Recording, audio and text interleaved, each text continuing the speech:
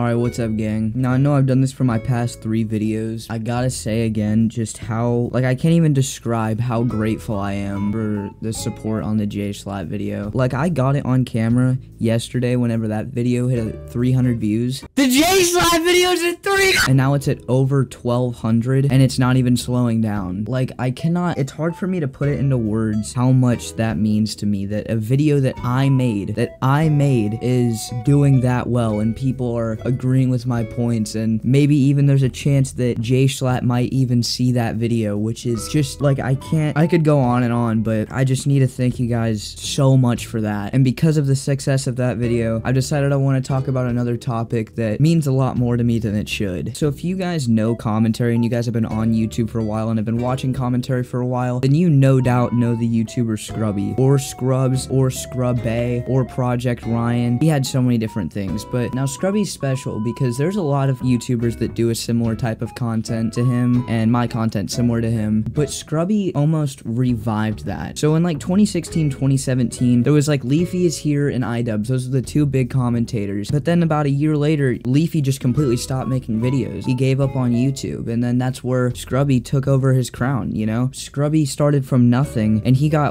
250,000 subscribers in less than a year just for making this similar type of video. He said before, he is inspired by Leafy is here. Who is a YouTuber that inspired you to be a YouTuber? There's 3 people that I think really inspired me to be a YouTuber. The first, Leafy is here. It's pretty obvious that he's a pretty big inspiration to me. And his videos obviously show that, but it just kind of shows that there was still people who like this kind of authentic, real YouTuber that's not so in your face, that can just chill out and play a game and talk in front of a microphone for 10 minutes. He ended up getting over 1 million subscribers in I think a little over a year, maybe even less than a year of uploading his first video. And just think about how crazy that is. There's YouTubers who have been on YouTube for 10 years and they're not half as big as Scrubby was. This dude revived commentary, and he made it a thing on YouTube again. He blew up commentary for the 2nd time after Leafy. I started watching him in about early 2019, I remember. I couldn't tell you what the first video I watched by him, but it was probably either a storytime or a TLC reaction video. And I think the reason I was drawn to it was because of his authenticity. I said this before, but all these YouTubers nowadays, and even back then in 2019, they feel like everything they do, everything they say, the way they act, it's just an act so that way they can build retention, or,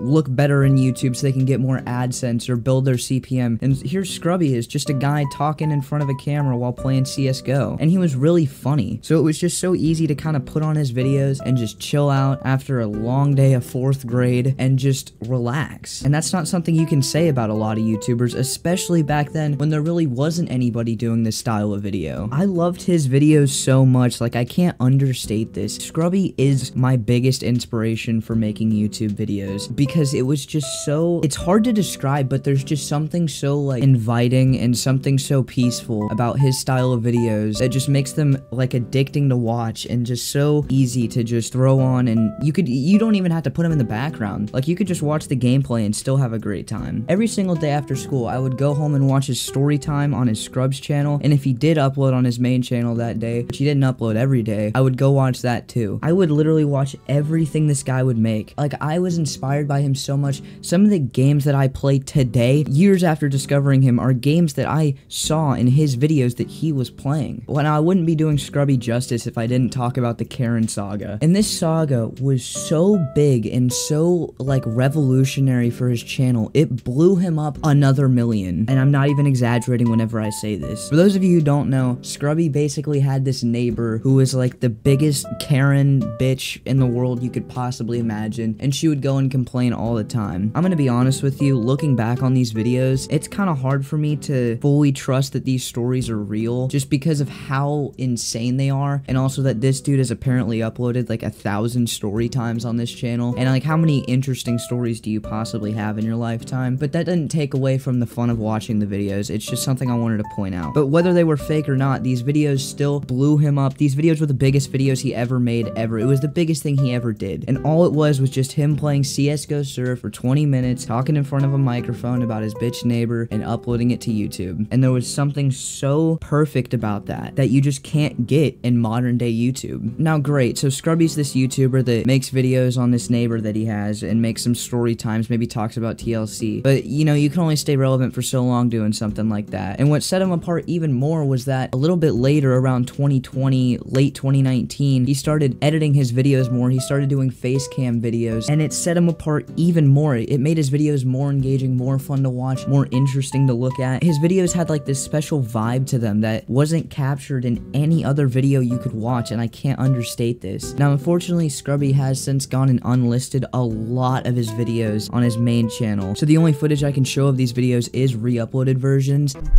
Bruh. Don't get me wrong, the kid's a peasant. If it came at me, I would drop kick it like a football. But I cannot say that she does not have a little bit too much roast game. Like, I feel like if this girl and me were in the same Fortnite lobby and I choked, I would probably leave the lobby crying because she would bully me so viciously. But even those, you can just tell there was a spark, there was something special in these videos. And this dude wasn't afraid to experiment. He would talk about whatever he wanted. He would make whatever kind of video he wanted. If he wanted to make a face cam video or a gameplay commentary, he would do it all. He made music. This dude made music, and it's pretty good. There's a few songs that they're not bad. He had this music name called Project Ryan, and he uploaded like 10 or 12 songs to that, and some of them are genuinely like not that bad. You might have even heard this one.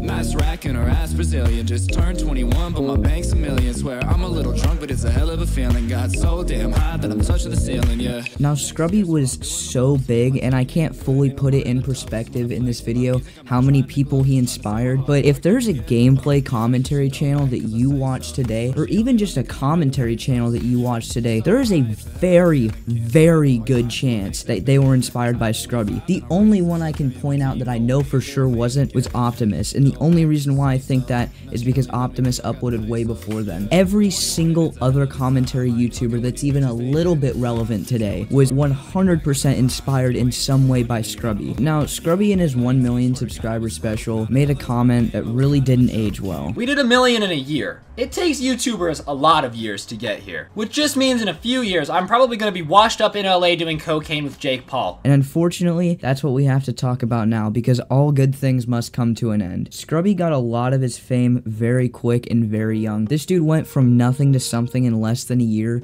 at like 19 or 20, and that's kind of a bad situation to be in, because when you're at the peak, the only way to go is down. And from about late 2020 to 2022, his videos just seemed like he was less and less motivated to make them, like he was enjoying them less and less. You can hear it in the tone of his voice very well. So here's a video from 2019. What's going on, guys? Anorexic Doodlebob here, back with another video. Mahoy manoi noi. And here's one of the last commentaries he made. What's going on, guys? It's your boy Scrub here, back again with another video. Hope you guys are having a great day. I know I am. Now, this is totally understandable. Scrubby was uploading multiple videos a day and was doing this for years, and it was probably getting really repetitive, and it's completely understandable why he would start to get burnt out of it. And there was a lot of factors to that were definitely out of his control, such as the Cyrus situation. Cyrus was a fellow commentary YouTuber that was one of Scrubby's best friends from the beginning. I think they lived together at one point. And then, of course, the whole Cyrus situation happened. If you don't know about that, I'm not gonna get into it in this video. You should definitely go look it up. And then his literal brother had a commentary channel named Benji, and that got deleted because it apparently violated YouTube community guideline strikes. And I can totally understand why this would be frustrating and demotivating, especially if you've already seen a massive drop in viewership over the years. But whether or not he was quote-unquote washed up or not, his mark on YouTube is still seen to this day. But just because he stopped making videos doesn't mean that he's in a bad spot or actually doing crack with Jake Paul. He made a video on his Scrubby channel called fart.mp4, and it was basically just him talking about, you know, where he's been, why he stopped uploading, why he seems less motivated. I've just kind of been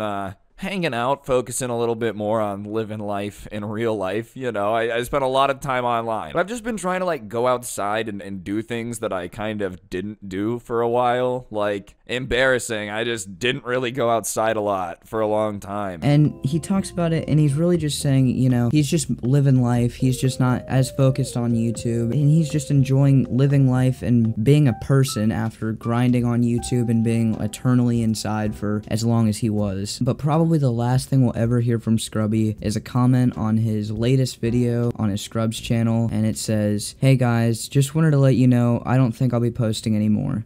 It was an incredible time, but I think it's just time I move on with my life. I'm just happier doing other things now. Thank you guys." So it does look like Scrubby is done with YouTube, but whether he is or not, he will always be known as the greatest commentary YouTuber to ever exist.